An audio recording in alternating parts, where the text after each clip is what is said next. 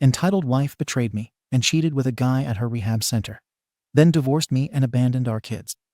Now, 3 years later, her affair partner died of an OD, and she became homeless.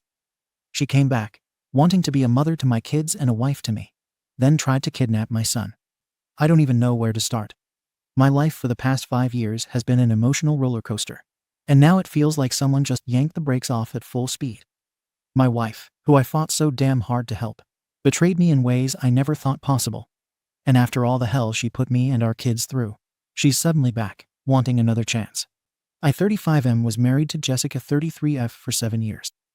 We have 2 kids, Liam 6M and Emma 4F. Our marriage wasn't perfect, but I loved her. She was my high school sweetheart, the woman I thought I'd spend my whole life with. But then she got hooked on drugs. At first, it was just partying. A little drinking, some weed. Nothing crazy. But after Emma was born, she started using harder stuff. At first, I didn't notice. She hid it well. But then I started seeing the changes, mood swings, staying out late, forgetting little things. She was always exhausted, always making excuses for why she couldn't help with the kids. Then it got worse. I'd come home from work and find her passed out on the couch, our toddler crying in his crib with a full diaper, the baby screaming for food. Some nights, she wouldn't even come home at all. She'd stumble in the next morning, reeking of alcohol and something else I didn't want to name. I tried to be patient. I tried talking to her, begging her to stop. I asked her if she was unhappy, if she needed help. She always had an excuse. Work stress. Mom guilt. Feeling trapped.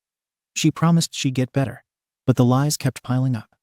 The breaking point came when I found her high, completely out of it, with Emma in her arms.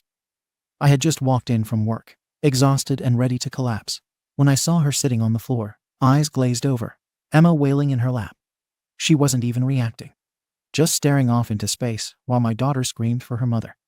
I snapped. I grabbed Emma, put her in her crib, and told Jessica she was going to rehab whether she wanted to or not. She fought me on it, screamed at me, called me controlling, and said I was trying to ruin her life. But I didn't care anymore. If I didn't do something, she was going to ruin our children's lives.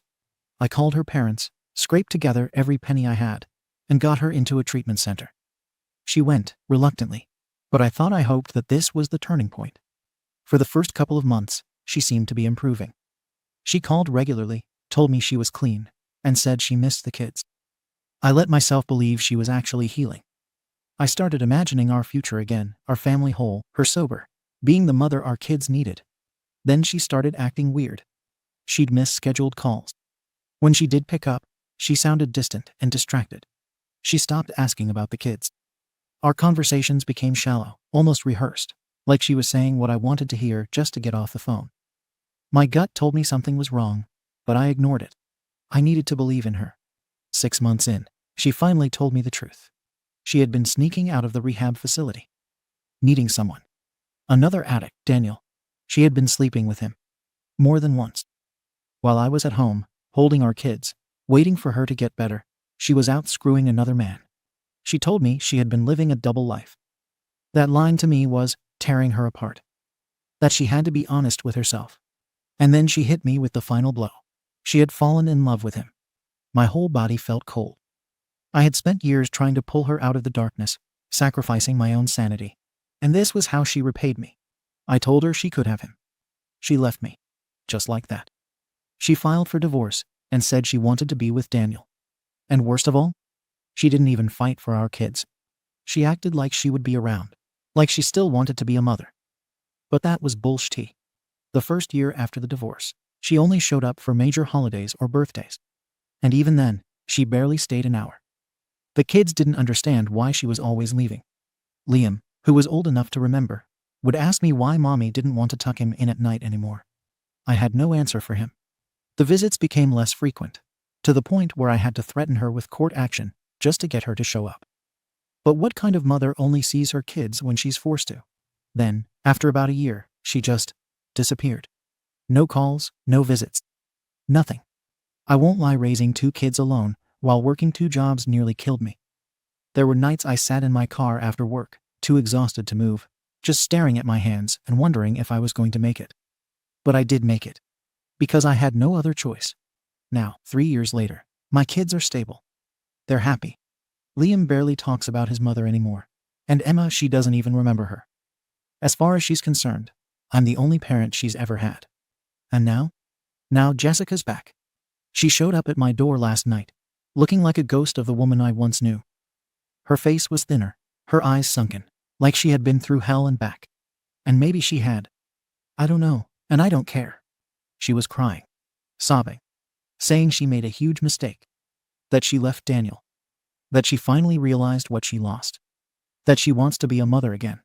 I just stood there, listening to her break down, completely numb.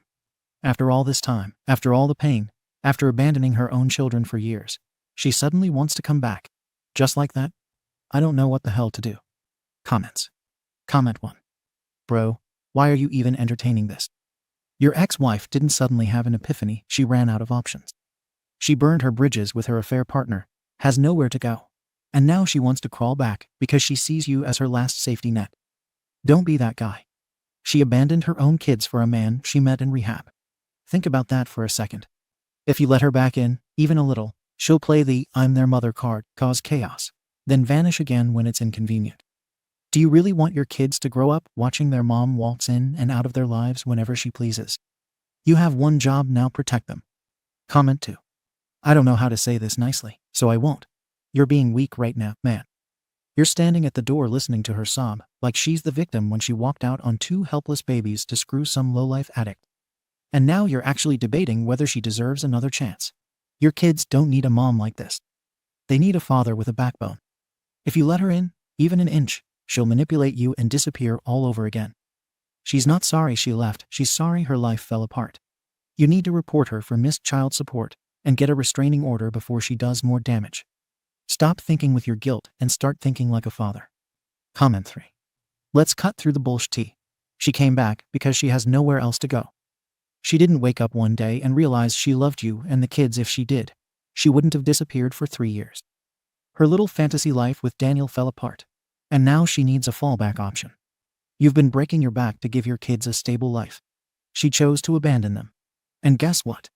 If you open that door, she will hurt them again. You need to hold her accountable. Missing child support. Report her. Trying to weasel her way back in. Get a effing restraining order. You are their father. Start acting like it. Update. First off, I want to thank everyone who commented on my original post. I needed that slap of reality, and you guys delivered it. A lot of you pointed out what should have been obvious to me: Jessica wasn't back because she loved us or regretted leaving. She was back because she had nowhere else to go. She didn't choose us. She was just desperate. After reading through your comments, I knew exactly what I had to do.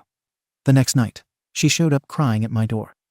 I took her to a restaurant, sat her down, and gave her one last chance to walk away with some dignity. I told her flat out, "You're not here because you love me or the kids. You're here because you have no options left. If your life was going well, you wouldn't be standing in my doorway crying. So what happened? Daniel kicked you out? You ran out of money. Whatever it is, I'm not the guy who catches you when you need help. That train left the station the day you divorced me and abandoned your kids for your own selfishness." She broke down. Not just tears, ugly crying, full-on shaking, struggling to breathe. It was the kind of cry that tells you a person has truly hit rock bottom. That's when she finally told me the whole truth. Turns out, she and Daniel had gotten engaged.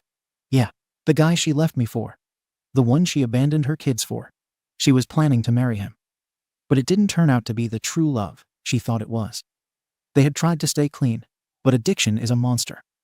One day, he overdosed. Just like that, he was dead.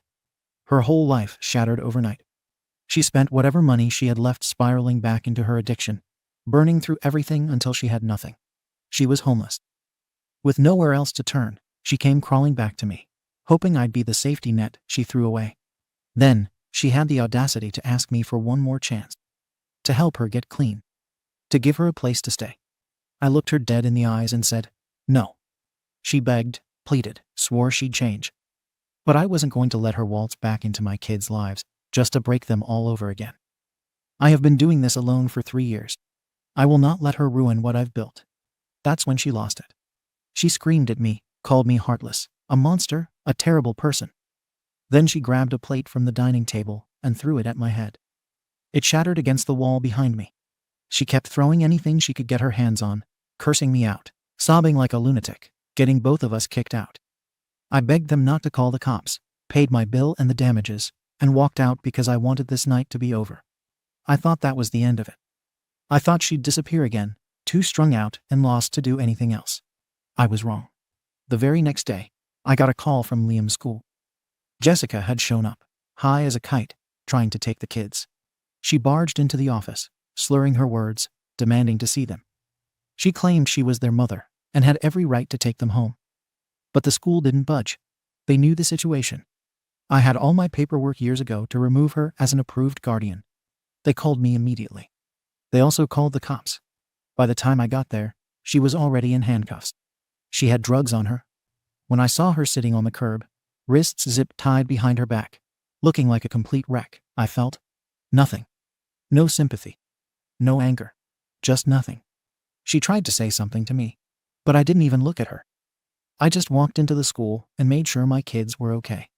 The police took her in for possession of a controlled substance and attempted child endangerment. On top of that, I handed them every single piece of evidence I had of her neglect, her abandonment, and her past drug use. Everything. Now, she's looking at a long jail sentence. The trash took itself out. But my kids, they're shaken. Liam especially, he actually remembers his mom. When I told him she wasn't coming back, he just nodded and went to his room. I've already contacted a child therapist. I won't let her traumatize them any more than she already has. TLDR, ex-wife was homeless and desperate. Tried to manipulate me into taking her back. I refused. She lost her SHT, then showed up at my kids' school the next day high, trying to take them.